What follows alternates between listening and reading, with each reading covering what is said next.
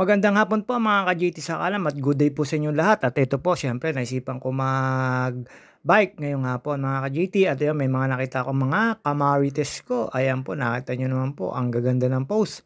At yung gamit nilang e-bike ay kay Ate Janet. At siyempre, mga ka-GT, aalis po tayo ng walang mga kamarites dito. At yun nga po, sinamantala po natin yung walang pagulang. Kaya lang, nag-mission failed tayo mga ka-GT. Malalaman nyo po mamaya kung bakit ako yung na-mission failed. Palabas na po ako dyan ng Losnap City mga ka-JT ng crib ko, tapos nadaanan ko po yung mga yan, mga kamarites. At yun nga mga ka-JT, palalampas ko po dyan, panlampas na parang bata lang kulang sa letra. Ayan po, may tinda po kay Ate Aton. At wala po ng tindahan si Ate Marlene, ewan ko kung bakit po, syempre na lumipat na raw po siya ng bahay. At nakita niyo na po yung aming resort. At dito po nakita ko si Paring Lolong, at shoutout kay Paring Lolong Talong ko, kay John Mico Eggplant de Rosario. Siya po yung gumawa ng ng kettle, electric kettle, mga ka-GT. Siya po yung magpunta na po kayo sa Lolong Electric Shop, Repair Shop, mga ka-GT. At ayun po, syempre, binayaran ko po yung parang lolong ko. At yun nga naman, okay na lang daw po sa kanya yung ganung bayad. At meron po siyang reserva talaga pang kettle, electric kettle, mga ka-GT. At yun, nilampasan ko po siya dyan. At makikita ko po rin pa uli yan pa uwi. At syempre, parang lolong ko yan. Minsan naimatay, minsan hindi. Parang si, yan. At shoutout kay Pinsang Kadyo. Ayan, nakita nyo naman po, kumaway pa yan. Galing yung pamamana.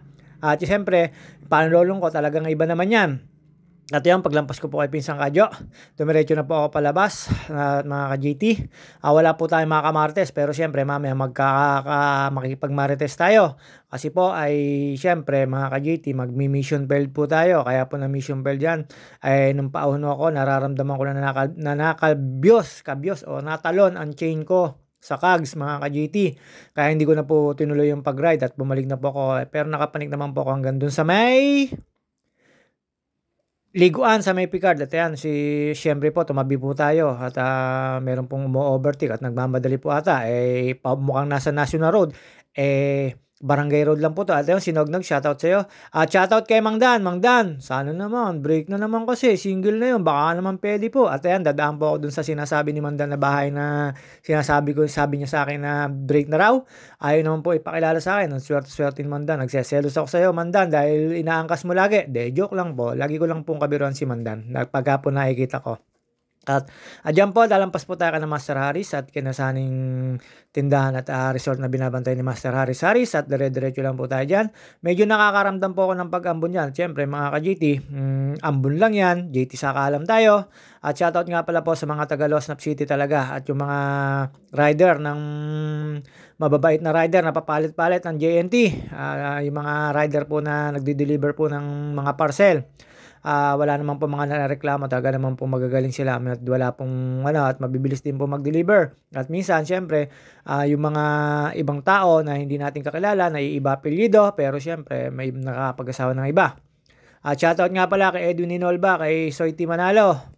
Wala naman po tayong pinaghahandaang ride at kailangan lang po natin magpapawis at lalo po ngayon sa panahon ngayon, ang hirap po ma-mild stroke at pagka po ay ma-mild stroke, ang napakahirap po timano, patay po yung kalahating katawan. At syempre, kailangan din po natin mag-exercise, papawis, alisin yung mga toxic sa katawan at pag nararamdaman ko po na medyo nahihirapan na po akong kumilos, nagpapapawis po talaga ako at inaantay ko mawala yung alat ng katawan ko. At yan mga ka-JT ko, konti na lang po yung babawasin kung taba sa katawan na hindi ko mabawas-bawas. At palingon-lingon po ako dyan. Siyempre, national road po tayo. Kalimitan po kasi talaga sa bike, kaya walang side mirror. Kaya kailangan po natin lumingon. Wag po tayong basta-basta liliko kasi meron po mga matutulin sa likod na di makina. Mahirap pong pagpigil pagka po kayong biglang kumaliwa o kumanan na pa-overtake minsan yung mga nasa likod natin sa sasakyan. Di makina po yun. Talagang minsan mag-aalangan po. At syempre, ingat-ingat din po tayo. Hindi ko naman sinasabing professional po tayo na sobrang galing po natin mag-drive. Talagang kailangan po natin yun. Instinct po yun ng isang driver. Kasama naman po sa mga seminar yun. At iiwasan nyo po ay yung mga hayop na nagdadaan sa kalsada. Kasi po bigla-biglang tumatawid yan, bigla-biglang humihinto. Kahit po nakabike kayo, tataob po kayo maliban lang sa 4 wheels at talaga sa 4 wheels at medyo nakasagasa ng mga animal yon at hindi naman po talaga matitinag kasi apat ang gulong nun. Sa mga 2 wheels lang po, bike, motor, or tricycle, medyo maiinda po ng sasakyan yon na kagaya nun. Pero pag mga 4 wheels truck at nako po, medyo sasamain po yung mga hayop na nasa kalsada.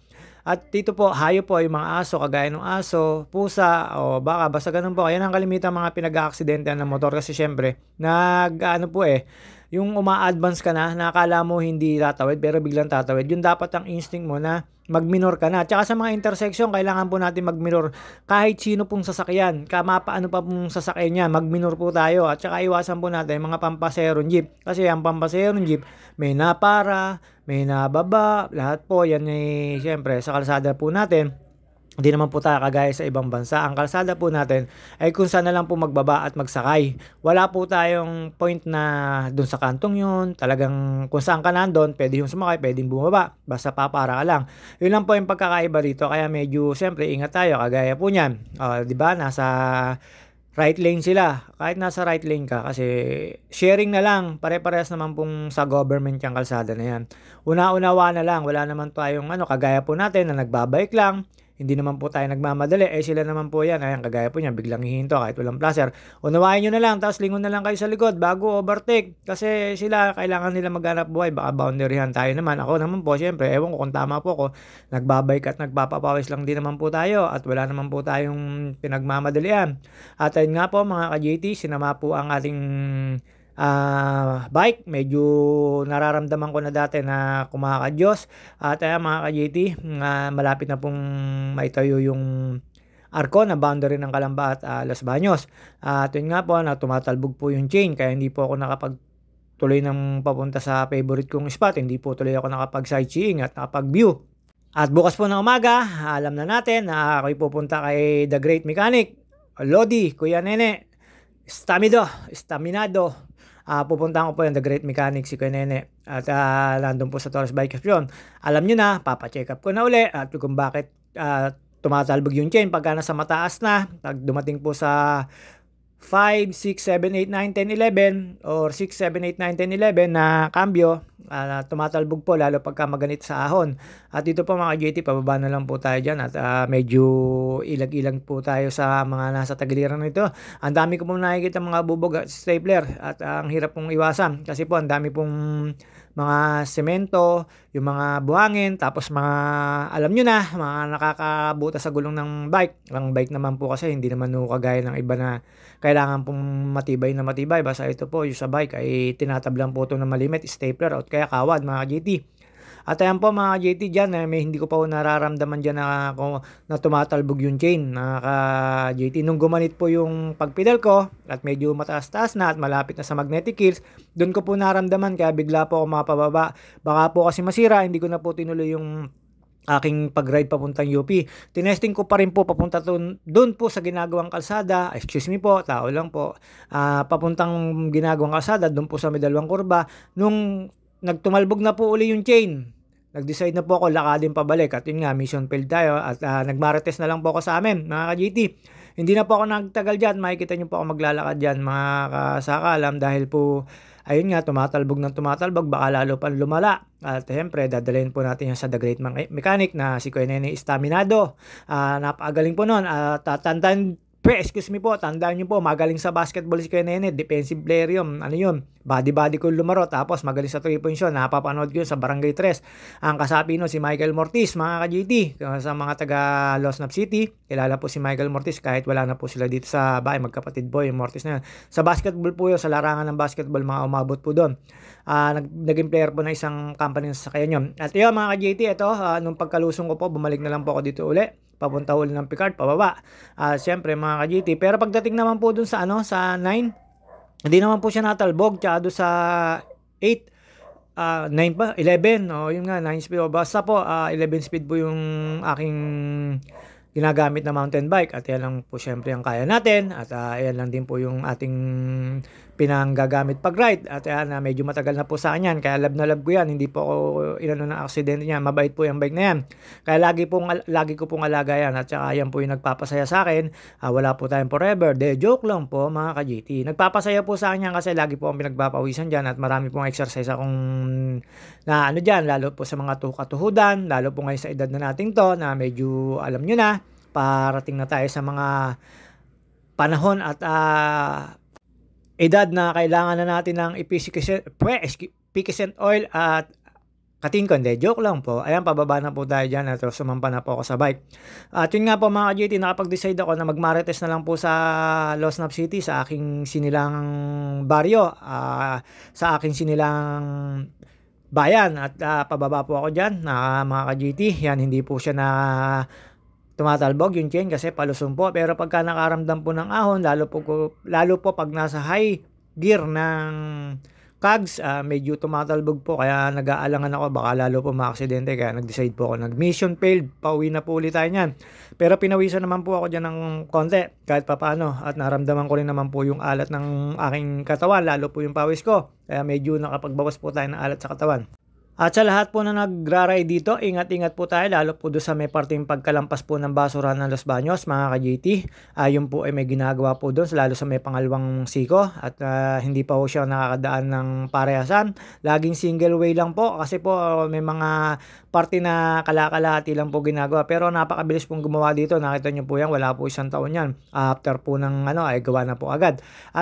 Pababa na po tayo dyan, medyo matulin-tulin lang po tayo dyan, kaya lang medyo marami na pong sasakyan kasi hapon na at marami na rin pong paawas, papasok at mga estudyante, nabot ko po dyang pauwi na, mga awasan na po. Diyan po meron pong kapihan dyan, tapos may tambayan rin po dyan. Nung panahon nung panahon po talaga ng pandemic, hindi magkandamayaw ang mga nagja-jogging dito. At yun po, pinunasan ko po yung laway ko, natalsik po kasi napa-ehem po ako dyan. Ayan yung kalsada na to na hindi na po espaltado, puro semento na po mga ka-GT. Dati po, ng panahon ng pandemic, dito po talaga, ang dami po talaga nagwo-walking, nagja-jogging, tsaka sa UPLB. At hindi naman po napapagbawalan dito, lalo pag bikers ka, magwo-walking ka. Pero nung panahon ng ng pandemic at nung COVID, talagang wala po nakakalabas ng bayat. Ito po, nagmarites na po ako pagka-uwi ko, mga ka-GT. Nakita ko po dito, ang mga pinsan ko, si Jenny, si Cha, si Venus. Ayan po, babae rin si Venus. At si, yung ipapalit na raw ni Lorena kay Aber. Ayan, si Akang Martinez. Ayan nga po, ang panganay daw na papalit kay Aber ni Pisa Lorena. At ayan mga ka-JT, nakita nyo naman po gaano kalinis po yung aming labahan. Pag ako po sa washing machine po ako naglalaba, pero dyan po ako nag-aalaw kasi sa gabi po napakamalinis niya, sobra naman, napakalinis po niyan. Kaya lalo po ngayon walang naliligo doon sa may unahan, napakalinis po niyan tubig niya. Running water po yan, pwede po maligo kahit sino dyan, pwede po maglaba kahit sino, basta wag lang po manggugulo. At after ko po dyan, mambuset mga ka-JT sa mga pinsan ko at sa mga nagmarites ako dito sa labas at si Ate Leda, nakita ko po dyan. At ayan, punta po ako sa dulo kasi wala nang meriendang tinda si Ate Marlene at wala na po yung tindahan niya rito. Nilipat na po sa, hindi ko po alam kung sa Upland daw si Ate Marlene. At ayan, dumiretso po ako dito kay Ate Nene at nakita ko sina Odeng, sina Anto at ang mga pamangkin sa pinsan at nagtanong ako, wala na pong merienda. Siyempre dito, ang favorite ko ay spaghetti at doon kay Ate Aton. Minsan yung palabok, ayan, wala lang ako inabot dyan. At shoutout sa mga nandyan, si Ate Mileng, ayan. Nakita nyo naman po, ayan si Anto, tapos si Ate Nene, si Odeng, na nakain ng pansit. At mga ka-JT, pagbalik ko po, ay nagbihis na po tayo, mga kasakalam. Inayos ko po yung aking dumbbell dahil gumulong po yan. Ayan, pakit lang po tayo dyan. Tingin-tingin sa camera, bukas lang kunyari ng pinto para kunyari may ginagawa, sabay alis ng mga kamedyasan. Inamoy ko po yung medyas ko dyan dahil meron pong kaamuyan yung aking kumare na pang awardee, naghihimatay-himatayan sa pag-iyak. Hindi, joke lang po. At ayan mga ka-JT, at ako'y nagubad na ng mga kamedyasan, inamoy-amoy ko, baka may amoy na, pero sa wakas naman, hindi naman po ganun kabaho yung ating kapahan. Medyo amoy-amoy pawis lang pero hindi naman ganun kabaho. At pagkatapos ko po dyan, may nag-chat sa akin at binasa ko po at pinanood ko po dyan yung JT sa Akalam na vlog, yung JT. At hindi naman po tayo dyan magtatapos at hindi naman pwedeng hindi ako magmamarites. At syempre, paglabas ko po, nakita ko po sina Aimee at yung anak ni Pisang Kayeng na isa na hindi makulit at yung anak ni Aimee at galing school. Tapos marami po ako nakita dyan mga kamarites. At syempre, ayan mga JT, waiting lang po tayo at basa-basa ng mga chat-chat. At umalis po tayo. Iniiwan ko po talaga yung cellphone na yan. Lagi lang po naka-online yan. At yan po ay Realme lang. Tapos mga ka-JT, ang ginagamit ko po ay isang cellphone na bigay ng dalawa kong kapatid. Alam nyo na, syempre kailangan natin ng cellphone pang vlog-vlog kahit po anong dyan, gadget.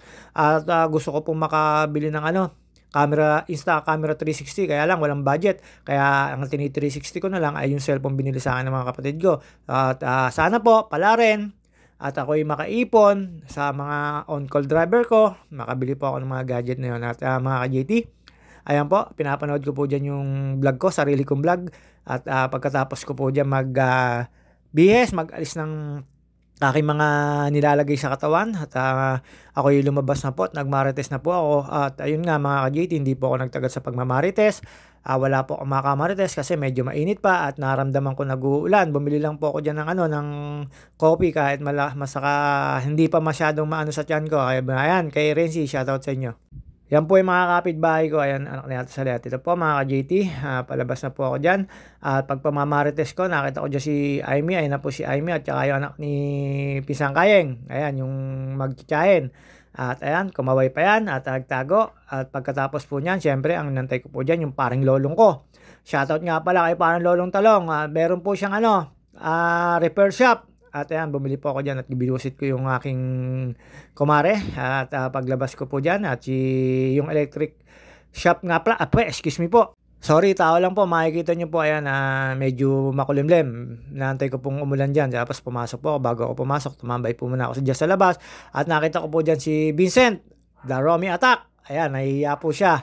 At dumaan po dyan si paring Lolong. Ayan po yung gumawa ng electric kettle ko, si paring Lolong, repair shop. Pagka located po sa Pansol, automatic po, meron siyang mga pyesa. Kung may mga sira po yung kettle nyo, paring Lolong